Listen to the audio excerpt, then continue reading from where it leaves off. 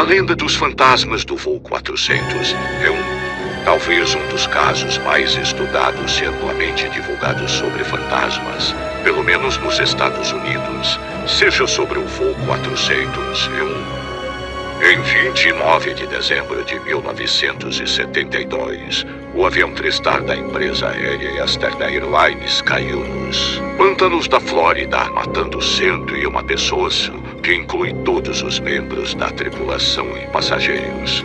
O comando do voo estava nas mãos do piloto Bob Lott e do engenheiro Don Heppel, os principais indivíduos que foram tidos como responsáveis pelo trágico acidente. De acordo com futuras investigações, o acidente ocorreu devido à grave distração dos tripulantes. O voo vinha de Nova York com destino a Miami. Quando se aproximavam da cidade, foi direto em direção aos pântanos do estado. A versão mais aceita é de que o piloto automático foi desligado sem querer pelo comandante Off enquanto ele e Heppel se atentavam ao funcionamento do periscópio. Devido às condições meteorológicas da noite, não foi possível distinguir céu e horizonte enquanto eles aproximavam do chão. O avião foi cada vez mais para baixo, perdendo altitude rapidamente. Porém, quando o comandante percebeu o fato e quis reverter a situação, já era tarde demais. A cabine do TriStar favoreceu esse tipo de erro. E, de acordo com as investigações, as causas do acidente foram do erro humano e falha de equipamento. Mas diversos componentes do avião que ainda funcionavam foram recuperados após o acidente para serem reaproveitados em outras aeronaves da Aster.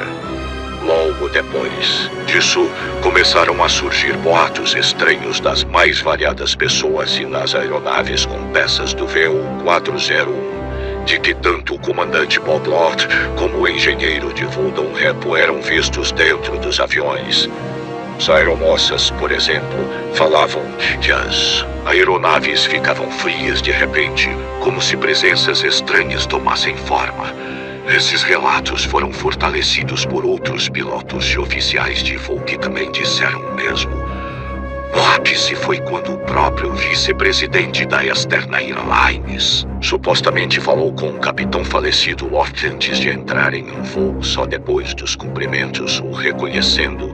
E quando foi procurá-lo e não o encontrou mais, os relatos desses fantasmas foram vistos em aproximadamente 30 voos da Aster. Foi então que John Fuller passou a investigar o assunto, reunindo investigações policiais e relatos de comandantes para publicar o livro Fantasma do Voo 401º. Mas a investigação sobrenatural do caso, por assim dizer, foi difícil de ser realizada devido à grave resistência dos empregados em falar do assunto e aos livros de bordo que foram ocultados pela Aster, documentos que continham detalhes dos voos. O fato é que foi confirmado que as peças do voo 400 foram reaproveitadas em outros aviões, justamente naqueles em que coisas estranhas aconteciam. O caso do VU-401 é repleto de outros detalhes, com relatos igualmente assombrosos dos familiares de Lott e Heppel. Médiuns foram contatados pelas duas famílias que buscavam algum tipo de conforto. Explicação para esses eventos? Seja como for, todas as aparições dos supostos dois fantasmas que talvez se sentissem culpados pelo acidente, alguns dizem, desaparecerem inexplicavelmente em 1974.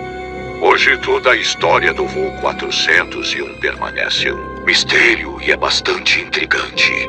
Em 1978, 6 anos após o ocorrido, um filme foi feito sobre o caso, batizado com o mesmo nome do livro de Fuller. A Astern Airlines não quis mais se pronunciar sobre o assunto e assim logo as fontes para alimentar. As histórias acabaram, assim como os fantasmas que visitavam as aeronaves.